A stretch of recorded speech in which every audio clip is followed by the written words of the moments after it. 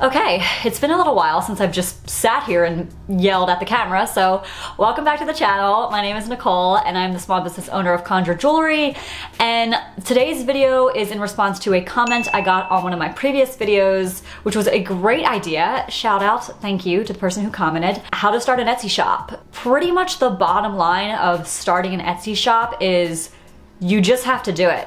Like, just get started. So, actually, can that just be the whole video? Can I be done now? Is that helpful? Okay, cool. Thank you. I'll see you in the next one. Okay, just kidding. In all actuality, you really do just need to get started. I myself included, with a lot of other people that I've heard, that just like, you push it off and you push it off because you're too intimidated by it and or like, oh, I'll just do that one day, but then you're never going to do it. So you literally, step one, just do it. Do it. Psych yourself into it, whatever that means. That's the preface. The real step one is, what are you going to be selling? You might already know what you want to sell. You might make some kind of hand-created item or like to import something or whatever it is, you might already know. Great. Go turn that into your Etsy shop. If you don't know what you want to sell, but you just know you want to sell on Etsy as an alternative form of income or your full-time job, really try to do some soul searching of what you're passionate about. I am all about turning passions into monetization. You have to monetize what you love, or else you're just going to be stuck working some usually 9-to-5 job that you hate, sitting there cursing your life in the capitalistic system that chains us all to this way of life where we think we have to conform to society and working for the man and trying to just survive to make ends meet, and it's all such bullshit. Oh, okay. I'm not gonna go there. That's not what this video is about. Maybe another time. The second thing would be, make sure that it's worth your time and money. Here's the thing with Etsy. If you really want to make a living on it, you have to either be selling things that are worth a lot of money per item or selling bulk of the items you have. The problem with that for me personally is that I have a jewelry business where I handcraft the jewelry myself. I literally like drill into crystals. And one crystal can take anywhere from 20 minutes to 2 hours. Usually I gauge it's like 1 hour per crystal when you like estimate it roughly, which means, let's say I'm gonna work an 8-hour day just with jewelry. I'll get 8 pieces done. And by the time you take out the expenses and, you know, like the Etsy listing fee and all the materials and all of the costs that you gotta figure out, you know, I'm left with taking about like $20 or so off of every piece. If you spend every day doing that, or if I spent every day doing this, if I had the time to do that, yeah, and I sold every single piece, yes, I could make a living just doing this if I did 8 hours a day for 5 days a week. But that's not realistic. So I have chosen something that is not easy to monetize because it's very artisan and handcrafted and takes a lot of time. Also, a big part of what I do is to not add a lot of waste into like the consumer world. If I was just like churning these babies out, that kind of defeats the whole purpose of my mission as a business. I'm sorry if you hear my cat snoring. Anyway, it kind of defeats my whole purpose as a business. And unfortunately, that's very bad for Etsy. So that's why I'm definitely not as far along as I would like to be, but that was something I had to figure out over time of like, okay, I'm not gonna be making these items in bulk, which is how you make the real money on Etsy. If you really wanna make money on Etsy, it kind of has to be bulk, or again, the individual items have to be priced very high. At this point, I've just kind of accepted that's how my business model is. If that changes one day, awesome. But I would say that too, if you do care about those issues of overconsumption and, you know, making sure things are sustainable and ethical, then that's something you gotta figure out about how much product you wanna turn out. So yeah, just make sure it's worth your time and money. Take it from someone who does not do that. Okay. Number 3, I guess. I don't know. I think we should just do bullet points instead. I hate the whole numbering thing because that brings me to, you have to do math.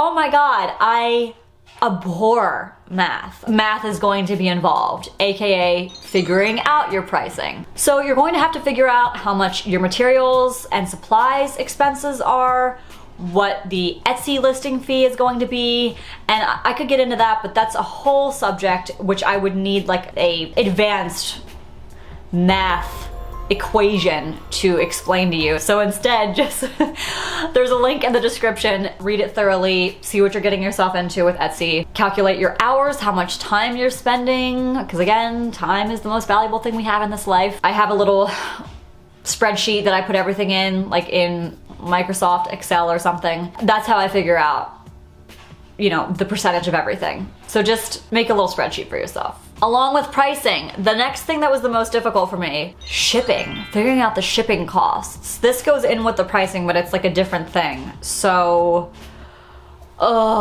shipping. I don't know why, because now it's so crystal clear in my mind of how it all goes down.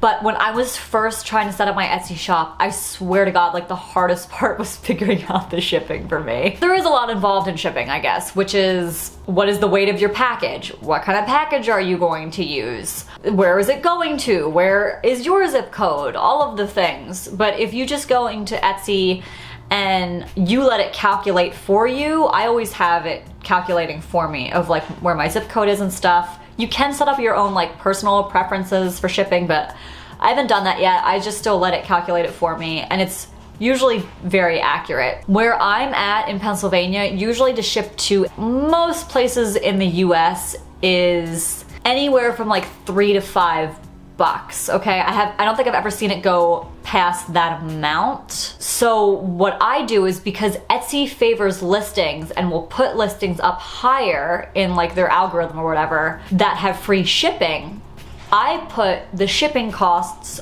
also in my initial pricing, and then I just put free shipping on everything. So that's also something that I tally up in my aforementioned Microsoft Excel spreadsheet thing. Again, Etsy favors if you have free shipping. So if you want to sell something for $19.99, but then you're like, oh shit, I have to ship something. That's not sitting well. Then what I would recommend doing is, instead of making that product $19.99, make it $24.99 and free shipping. The customer likes it, Etsy likes it, we all like it. So just put free shipping and then up the price. That's all you gotta do. I'm really lucky because most of my, oh there they are, hello. Most of my things that I create are around the same weight. So I kind of got off easy with that. I use the same packaging for everything, eco-enclosed, shout out. So I know like how much it's gonna weigh all the time usually. That also makes it easy for me. But if you're selling stuff that is all different sizes and weights, you're gonna have some more work cut out for you. I highly recommend figuring out what packaging you're gonna use, whether that's like mailers or cardboard boxes or whatever, and taking them to the post office and literally just having them weigh it. Or get a scale yourself and weigh it at home. Everyone's business is gonna be different, so it's really hard for me to say like exactly what you should do. But if you do have questions, please comment below. I can try to help out maybe. I also don't know what I'm doing, so. So now that you have your products, which are hopefully pre-made, your packaging and your shipping figured out, next would be the name and branding, if you already don't have that all settled. Boy, figuring out the name, this was really challenging for me. Every single name you could think of is taken for jewelry. Thankfully Conjure was not. It should be simple and quick and easy, but yet still capture what you're going for. And in 2021, like everything is taken, so good luck. Branding is obviously important. What are you selling? What do you want it to look like? Is it very colorful? And are you going to be taking photos of your listings on very vibrant backgrounds? Or is it more neutral or dark and brooding or white and airy? If it is cohesive, it's usually better for the brand overall. The next step would be to make the Etsy account. And I was gonna make a video about how, like step by step, actually the directions of how to do this and showing you on the screen, and then that just never worked out. But if you guys would be interested in watching me do that and slightly probably lose my mind because I don't know if I have the wherewithal to accomplish that task, please leave a comment, let me know if that would be something you'd be interested in and could be helpful for you. I also, along with creating your Etsy shop, really highly recommend utilizing Facebook shop as well. And what's really cool about that is that then you can link your account with Instagram, and you can tag your little product listings. And when people are on Instagram, because you know Instagram shopping is a huge thing now,